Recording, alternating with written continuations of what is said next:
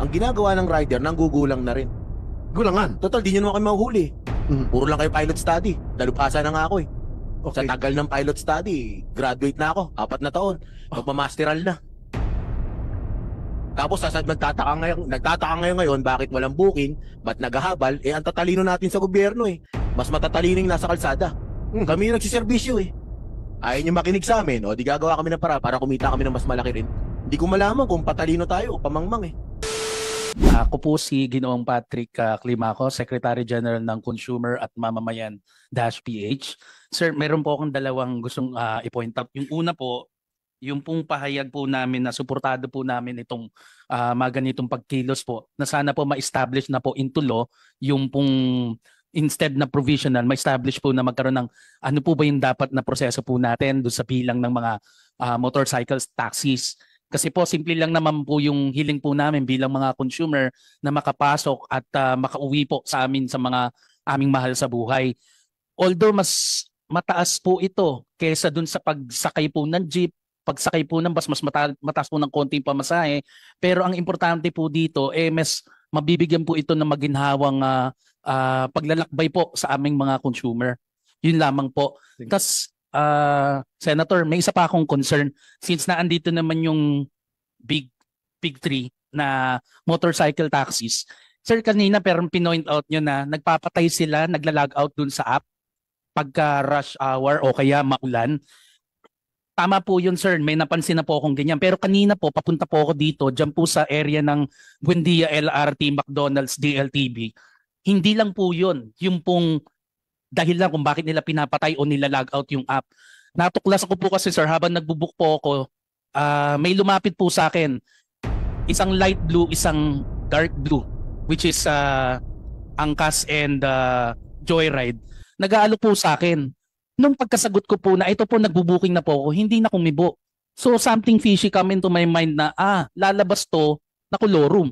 Kasi po hindi siya magre-register dun sa sistema ng app ng Angkas at saka ng Joyride. Paano po kaya ang mga mekanismo para maprotektahan po yung mga mananakay na katulad po namin? Kanina po, sir, nabanggit nyo may nagreklamo sa inyo na Angkas, rehistrado talaga tapos muntikan pa siyang mahalay. How much more na daylight, walang rehistro ng aking pagbubuk kung papatulang ko po yung driver na yon ng kanyang offer? Good question. So Angkas, wala kayong monitoring system na pag yung inyo pong rider nagpatay ng app, agad-agad questionin mo, bigyan nyo ng patawag para magpaliwanag. Kasi nangyari talaga yan palagi, yung nagpapatay ng app, especially kapag rush hour or kapag umuulan. And buti na point out ni Sir Patrick. And para magkolorum sila, and then magcha-charge sila mas malaki. Now, itong pasahero, gusto lang makauwi, sige, kahit na triple pa yan. Wala kayong sistema na para ma-address itong issue na to, sir? Maraming salamat po, Mr. Chairman. Actually po, meron kami yung fraud detection system. Chine-check po namin kung yung frequency na pagsisirado ng offline tas pag-online, meron pong algorithm yun na nagde-detect na kung ginagawa niya ng madalas, ibig sabihin, either nag-check siya ng price para malaman yung presyo, yung basehan ng presyo, tapos ino-off niya yung app para maghabal-habal. So na-check po natin yun, meron na po tayong mga naban based on that. Pero sir, mataas ang insidente ng pagpapatay ng app during rush hour. Hindi mo na-observe yan? During mga umuulan-ulan. Sir, actually po kami po sa experience po namin, no, for peak hour at for pag umuulan ng konti po, basta hindi po typhoon, actually yung drivers po namin tumataas po yung online. Tumataas po yung online bikers namin on the road. No, sir. Opo. During peak hours at kapag umuulan, no drivers available. Palagi yan. Maka-staff ko. Yan palang reklamo ng mga staff ko. Sasabihin, no drivers available. Oh. Tama po yan, sir. Kasi maging sa Grab, ganun din. Pinapatay yung apps. Di ba? Ito si Mr. Baka may kasagutan si Mr. Malungsod. Sir, amin na kami, sir. Ha? Sa tagal kasi ng pilot run, gumugulang na yung mga rider. Ang tagal nyong i-regular to, gawing batas to, nakakaisip na yung rider ng bagay na papabor na sa kanila. Ang tagal na kasi ng panahon eh. Nakikita namin, 2017, 40 pesos lang ang gasolina. 50 hanggang 60 na ngayon. Hindi naman tumaas ang per. Ngayon, ang mindset ng rider, magulang kayo Mga malalaki na yung kumpanya, di pa kami kikita sa inyo ng libo. Ang ginagawa ng rider, nanggugulang na rin. Gulangan. Total, di nyo naman kami mahuhuli. Mhm. Puro lang kayo pilot study. Dalubhasa na nga ako eh. Sa Okay. tagal ng pilot study, graduate na ako. 4 na taon. Magmamasteral na. Tapos nagtataka ngayon bakit walang booking, ba't naghahabal, ang tatalino natin sa gobyerno eh. Mas matatalino yung nasa kalsada. Mhm. Kami yung nagsiservisyo eh. Ayaw nyo makinig sa amin, di gagawa kami ng para kumita kami ng mas malaki rin. So, Kung hindi natin po ililigal to, ilang taon na? Si Ariel nga eh. Tumanda na rin eh. so sino sinisisi mo dito? Gobyerno na po. Ang tagal na ng pilot study. Ang sabi noon, nung nag-uusap kami, yung pilot study, 6 months to 1 year. 5 taon na po, masteral na. Mano man lang sana sir, every now and then, nagbabago ng LTFRB chairman eh. Dati ang humuli pa sa amin, si Lisada. Sino sinisada? Dating spokesperson ng LTFRB. Spokesperson, kasi ang chairman, yung Board yung- member. Mm. Ba't kayo hinuli? Kasi illegal daw po kami. Yun lang alam namin na hanap buhay pag bumotorsiklo eh. Matagal na yung habal-habal eh. Wala pa sila sa gobyerno, may habal-habal na eh. 2009, may habal-habal na. Pinopost na ni Congressman H. Durano. Hanggang ngayon, namatay na si Representative Raul Delmar ng Cebu. Andiyan pa rin yung panukala na yun. Nananatili yung pilot run eh. Hindi ko malaman kung patalino tayo o pamangmang eh.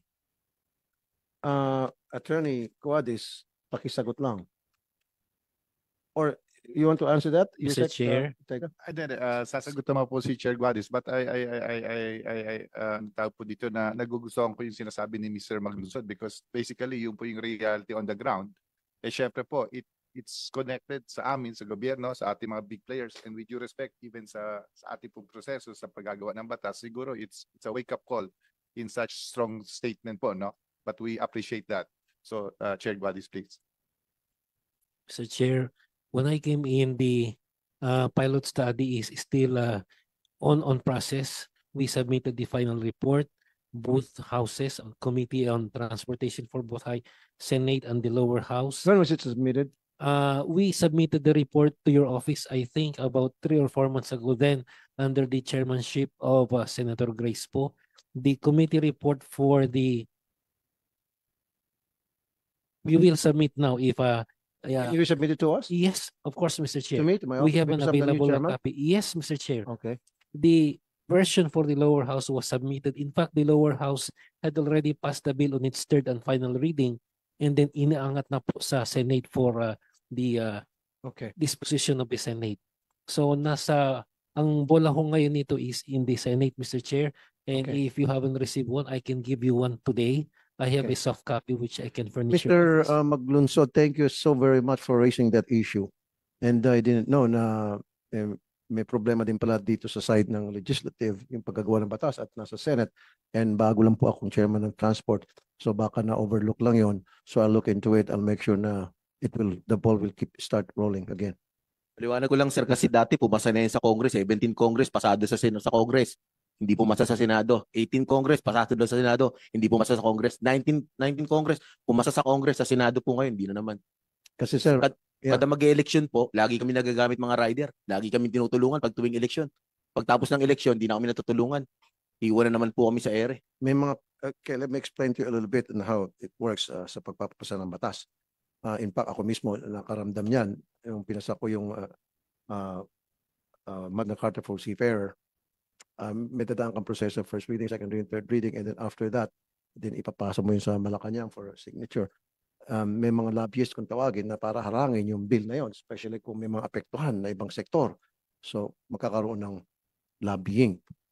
So, ako, fortunately, nalampasan ko yun at naipapasa ko yung Magna Carta for Seafarers. Now, I'm gonna do it again one more time. Titignan ko yung batas na yun once na na-submit sa akin yung sinasabi niya, Tony Cuadis, yung report. And then I'll keep the ball rolling again to make sure na yun ay may pasang batas, hopefully. Jobert Balagios from the Motorcycle Rights Organization. Go ahead po, Sir Jobert, the floor is all yours. Mr. Chairman, thank you. Thank you for your reaction to Mr. Maglunsod. Since the beginning of yung pagpasok namin sa Congress and then Senate for this bill, one of the most important things na iniingatan namin was the standards that was set. The reason for this is because, like what Senator JV said, nung una tutol kami, even if I'm with the rights for riders, we believe that during the first few years, hindi pa ready yung hanay namin for such big responsibility. And then, when we were talking about it in Congress, nakita namin yung initiative nung platform to make it legal. And when we challenged them na we will impose standards so high na kapag hindi nyo masundan yung standards, we will not support you. And they accepted that challenge. So to us, it's very important because if this becomes a law, our only request here for LTFRB, LTO, and especially DOTR is to maintain those standards and not bring it down. Why? Buhay ng tao pinag-uusapan dito. Hindi lang ng pasahero, pati na rin ng rider. And we don't want to push them to the brink of masisira yung sinimulan, yung pinaghirapan at pinaglaban because pinabayaan natin silang bumaba ang standard. So that is our calling here. And we will continue to support and fight for the MC taxi industry, but we have to uphold its integrity as a whole. I have just one observation out of all the discussions today. We all want what's fair for all. And what we noticed kanina na hindi masyadong napansin and nagulat nga ako, dati kasi puro speculation lang, we all know that Move It has been acquired by Grab. That was publicly announced. And then we heard that Grab Bike is also entering into this industry. Our question here now is, isn't that double franchising? Why not operate as one entity if you have one owner? LTFRB. Thank you, sir. Very well said, Mr. Jovert. You couldn't have said that any better. Thank you for that statement and your opinion and observation. Attorney Guadi, sir. Mr. Chair, with the permission. First, Mr. Chair, these two have separate entities. These are two corporations with separate juridical personality. So from the perspective of LTFRB, magkaiba po ito. So we treat them differently. However, we're still waiting for the opinion of the Philippine Gaming Commission, who will come up with its own study on whether to allow both or just a single entity. Why gaming? I'm sorry, Philippine Competition Commission. okay. My apologies, Mr. Chair. That's my mistake. PCC, Mr. Chair, I'm sorry.